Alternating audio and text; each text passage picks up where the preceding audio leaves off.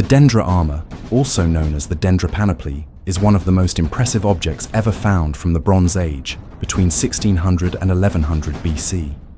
It was discovered in 1960 inside a tomb in Dendra, Greece, and it still attracts attention today for being very well preserved and for showing how the Mycenaeans mastered the art of working bronze and creating military equipment. This armor is not just a piece of metal, it tells a story. It shows how the elite warriors of the time lived, how important war was for that society, and how a warrior's prestige was tied to his weapons and protection. The piece is made up of several large bronze plates that overlap and articulate, creating a segmented appearance. The set included a breastplate and backplate that protected the torso, shoulder guards that covered the shoulders and upper arms, braces for the forearms and wrists, as well as a belt that helped secure the lower parts.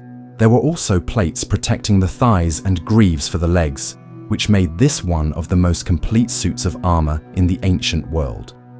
The warrior who wore it would be almost completely covered, something rare at that time, when most soldiers relied only on a shield, a helmet, or small pieces of protection. Unlike a simple molded piece of metal, it was composed of 15 separate plates, all finely worked in bronze, and only about 1 millimeter thick. This already demonstrates the advanced level of Mycenaean metallurgy, since producing large, thin, and resilient bronze sheets required technique, knowledge, and precision. In addition, these plates were not just overlapped and fastened in any way. Along the edges, analyses revealed small holes indicating that they were sewn onto an inner lining, probably made of leather or linen, perishable materials that did not survive over time. The panoply, that is, the full set of armor, also included other defensive elements that bolstered the warrior's protection. Among them was a helmet made of boar tusks, a highly prestigious item in the Mycenaean world.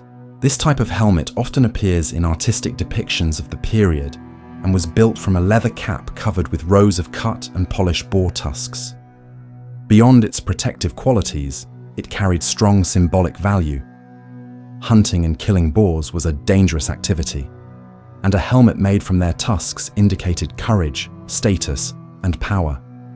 There was also a high neck guard called a gorget, which completed the defense, ensuring that the most vulnerable regions of the body were properly protected. Every element of the armor seemed designed to transform the warrior into a true human fortress.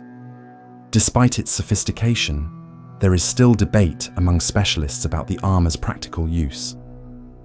Its weight, estimated at around 15 kilos, combined with the rigidity of its bronze plates, led scholars to believe it was only worn in very specific contexts, perhaps just in ceremonies or parades, as a display of status. Others argue that it was intended for chariot combat, where the warrior would not need as much mobility.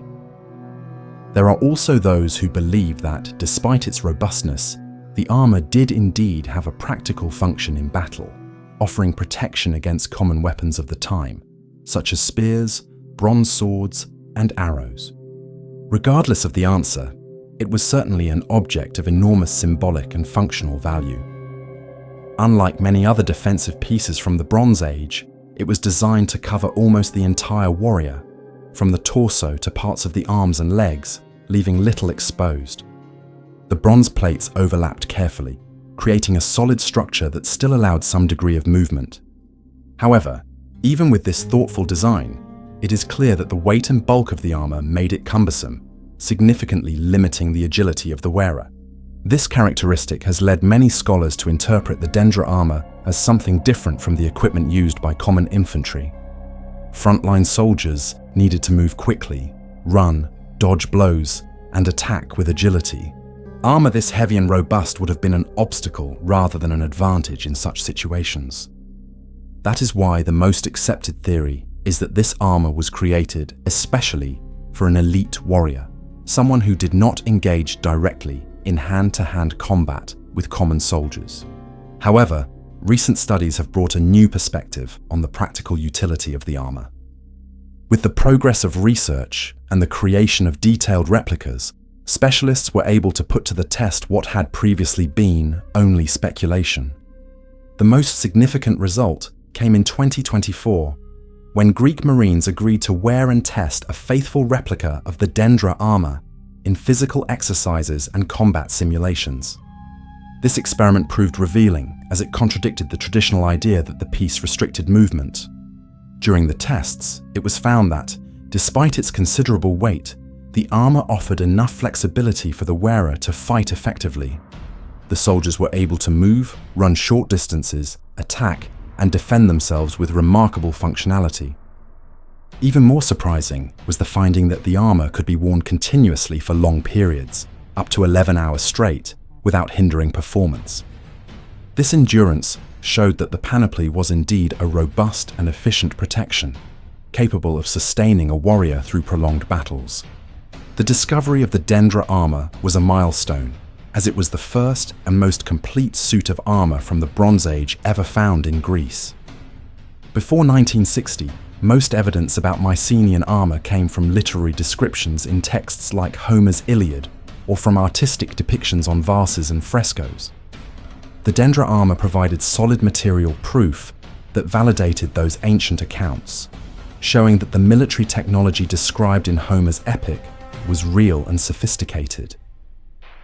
The presence of bronze-scale armor at sites such as Mycenae and Troy also suggests that this type of protection was widely used by military elites in the Eastern Mediterranean. But tell me in the comments what you thought of this armor, and if you enjoyed this video, leave a like and subscribe to our channel. See you in the next video.